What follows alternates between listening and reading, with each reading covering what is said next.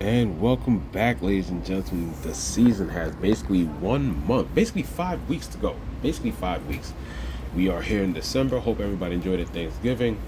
Let's move on and get ready for Grade A Fantasy's top QB plays for the Week 14 main slate on Fan Duel.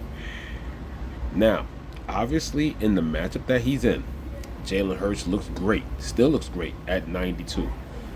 I'm just mentioning him because he is not my top play even for the Eagles. He's not my top play here. I think he's a good play. I just think Saquon, and like I said, the running back video will also be out later today.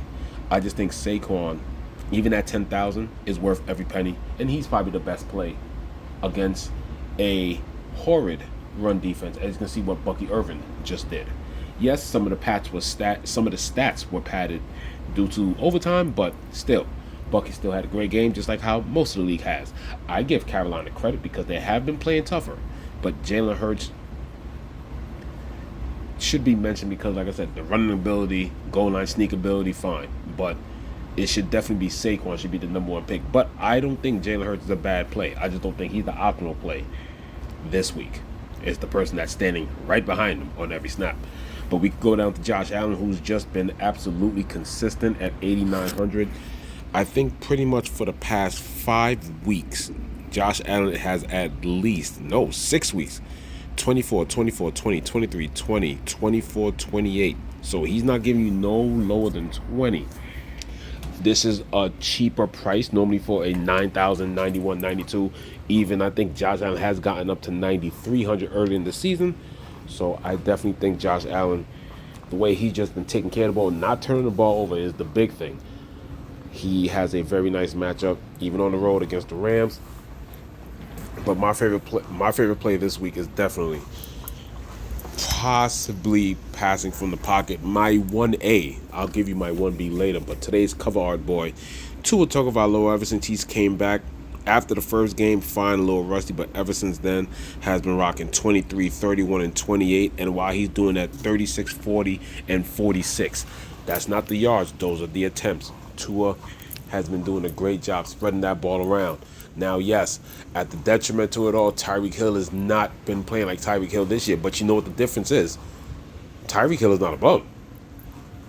It's not. It's no. What it is that it's no longer a two-man show of Waddle and Tyreek.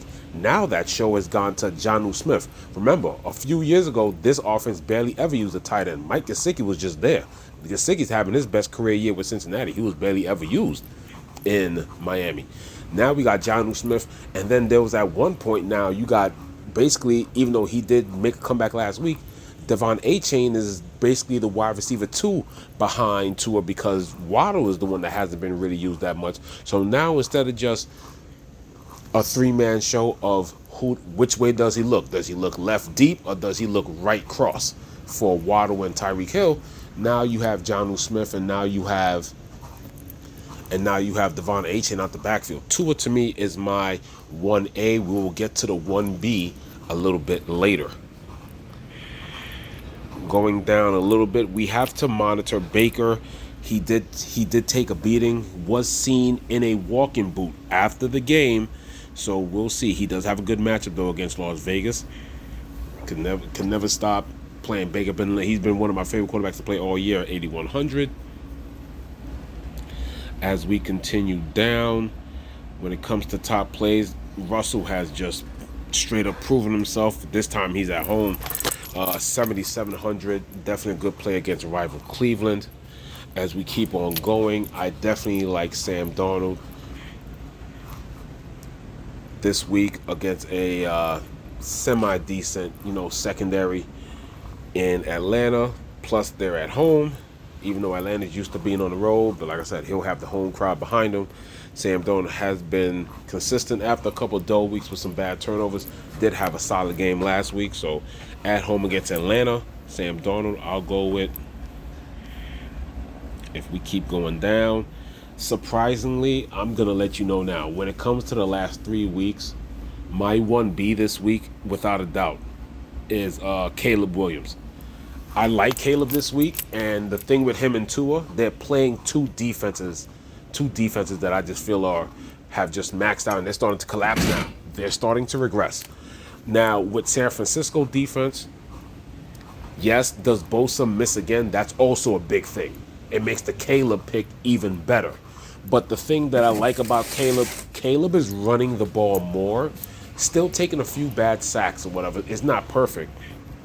But Caleb Williams, as you've seen in the past few weeks, has been rushing the ball more. Not that many attempts, but the yards. He's taking the right play, and he is scrambling more. 9, 6, 4 for 70, 33, and 39. Before it was just 2, 4 with the occasional 9, and then barely even rushing, and then even fumbling, trying to scramble in the pocket. A lot of these rushes from earlier, some of these numbers don't tell the story. A lot of these numbers are from Caleb being athletic, running around, trying to extend the play, and then by the time he can extend the play, he starts to run and gets tripped up for like a measly 3, 4 yards. Ever since mid-November in these games, going for 9 for 70, 6 for 30, these are actual meaningful runs. And I actually like the fact that, he's starting to get in tune. It's literally his first set of consistent games instead of one breakout, then a couple bad, 2 breakouts, and then a bunch of bad games when Chicago pretty much just collapsed on themselves ever since the Hail Mary. As a team, they have collapsed. That team is not making the playoffs. It is what it is. But fantasy-wise, I do like Caleb Williams this week along with Tua. The theme for both of them is 2 collapsing defenses, and they can produce. They can produce this week. They have great opportunity. Caleb for 7,300 is something that I definitely like. And then as we get cheaper and cheaper, yes, I'm gonna have to say it. You have to like him this week. Not like him. I'm not saying he's a great play, but he's a better play than what he was the past 2 to 3 weeks. Unfortunately, Taysom Hill, severe leg injury. He's out for the season along with McCaffrey. 2 fantasy darlings are gone, so that means people are going to have to step up and are going to get a lot of opportunity to gain fantasy points and a lot of opportunity to play, most importantly. So who benefits from that? It's definitely Derek Carr and Kamara, but in this case, Derek Carr, because Derek Carr has more opportunity to at least either throw it to Kamara or at least throw it to somebody else. But it doesn't have to be a pass to Taysom Hill, or Taysom Hill takes Carr out the game and then it runs an option sweep from the backfield. So Derek Carr, not only that, he has a nice matchup against the Giants. Yes, it's on the road, not in the Superdome, but I definitely like Derek Carr with the opportunity and no more Taysom Hill for the rest of the year. I think you have no choice but to at least like Derek Carr for the rest of the year, because now he's going to be 100% of the snaps in the Saints backfield. And when it comes down, there I say, when it comes to the pay downs, I actually like. Now, we also got to watch this to see if he gets cleared.